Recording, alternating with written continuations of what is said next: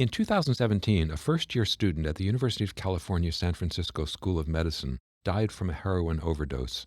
Analyzing the events that led up to the student's death, faculty members found that many clinicians who'd interacted with him during his remission from opioid use disorder and his subsequent relapse had provided well-intended advice that ran counter to evidence-based medicine. I'm Stephen Morrissey, managing editor of the New England Journal of Medicine, and I'm talking with Catherine Lucey, Vice Dean for Education at the UCSF School of Medicine. Dr. Lucey has co-authored a perspective article about how medical schools can support students with opioid use disorder. Dr. Lucey, in your perspective article, you describe several ways in which the guidance and the treatment provided to the student, whom you call Mr. J, didn't constitute best practice. Why do you think there wasn't more awareness of the warning signs that he exhibited, or more concern that he could be in danger? The period of time of warning signs for this particular student was very short. He actually presented with abnormal behavior less than 36 hours before he was found dead. And the people around him who recognized abnormalities in his performance and his behavior actually did help him access care. But people didn't consider the possibility that a high-functioning medical student might be abusing a substance like heroin. Since his death, have you heard from administrators at other schools about concerns about their own students? Is this an issue that you think other institutions are also facing? I think that other institutions may be facing it and may not be aware of it. The peak of opioid use disorder occurs in individuals between their late teens and early 30s, is more common in men, is more common in Caucasian men, particularly when you're talking about introduction to opioids through prescription opioid medications. And if you just look at the peak of that epidemiology and compare it to the types of individuals who go to medical school, we should be concerned that there may be students who we are admitting or who we have admitted who could, in fact, suffer from the opioid use disorder. So I think it's really imperative that medical schools begin to put in place ways in which they are prepared to deal with the possibility that someone within their school environment may actually be suffering from this disorder. So in your article, you describe several structural interventions that could help prevent future overdose deaths. How should schools identify students who have opioid use disorder or are at risk for it? And then what steps do you take once you've made that identification? That's an excellent question.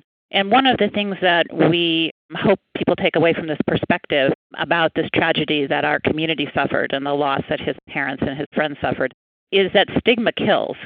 And when we stigmatize people for what we know to be a chronic brain disease that has complex roots in genetics and environment and opportunity, it drives it underground and makes people hide from care.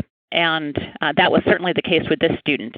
He actually had confided that he was very careful about where he applied to medical school to make sure he wouldn't be asked about whether or not he had a history of opioid use disorder.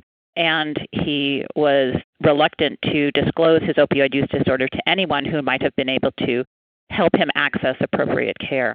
And as we analyzed this through deep conversations with his parents, people who saw him during the last 24 hours of his life, and others in our field who are experts in opioid use disorder, what became very clear to us was that if we truly believe opioid use disorder is a complex brain disorder, then we need to treat it like any other chronic serious illness and urge students to disclose to trusted administrators and trusted clinicians who can help them get the type of evidence-based care they need. Taking care of an opioid use disorder individual who's also pursuing a medical career or any career in the health professions is medically and legally complex because at some point in time, people attempt licensure and will be asked about whether or not they've had a history of opioid use disorder. So it's incumbent upon us to make sure that students, residents, or faculty all have access to the very best treatment. And for many, that will be medically assisted treatment, which has been shown to be more effective than simple abstinence treatment.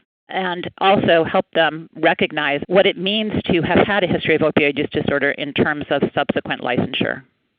In regard to treatment, in a related perspective article, Beletsky and colleagues discuss the restrictions that have been placed on opioid-agonist therapy in physician health programs. So what are the challenges involved in treating medical students with opioid use disorder? Are there any policies about what treatments they can and can't receive?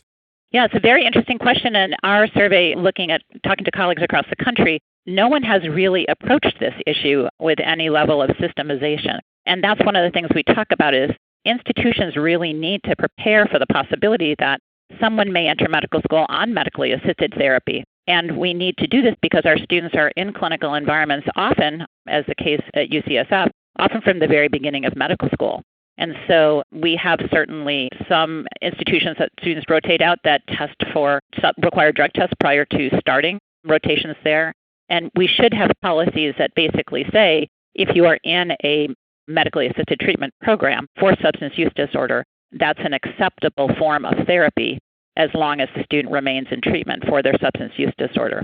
I think the other thing we recognized is that clinicians who cared for this student who may have been aware of his substance use disorder were not aware that, for example, substance use disorder in remission may be a protected disability for which the student could receive accommodations as long as they're appropriately treated.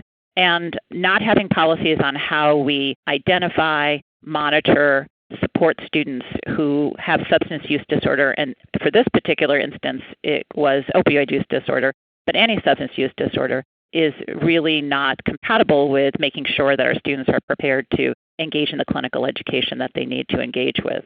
So you also raised the issue of legal matters. What kinds of legal issues do graduating medical students with a history of opioid use disorder face when they enter the workforce? And what can schools do to prepare them?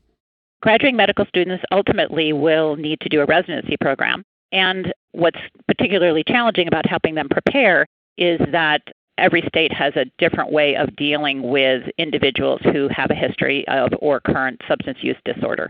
Many of them will allow licensure to happen, but will require the physician, the MD, after they've graduated, to participate in a monitoring program to ensure both their safety and the safety of the patients around them. And so it doesn't help us to not disclose this to students that you can have a career in medicine if you have a history of substance use disorder, and pursuing that career may require you to disclose and participate in monitoring programs.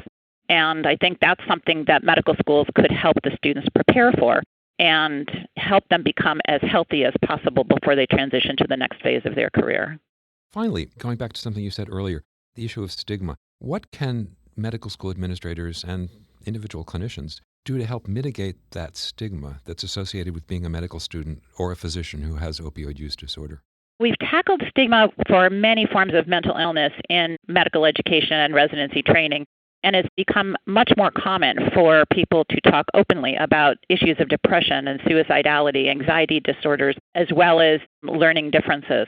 And so we can learn from that trajectory that medical schools undertook. It used to be that people with depression would never talk about that to their colleagues, or their administrators would never acknowledge that they needed time off for their clinical rotations to go to a therapy session or to have medications adjusted. And so I think what we have to do is recognize that this is another form of a serious brain disease that requires us to first talk about it openly. So our class just started, and next week they will have an entire session led by our Associate Dean on Students that talks not only about mental illness and what to do if you're suffering from mental illness or have concerns about a colleague suffering from mental illness, but we will talk specifically about opioid use disorder, alcoholism, and other substance use disorders, as we want the students to begin to understand them as complex chronic brain diseases. And we'll talk specifically about how schools can support students who have these challenges in their past or who relapse while they are in medical school. We're excellent at individualizing education needs for students who have disabilities but are otherwise excellent students, as this student was.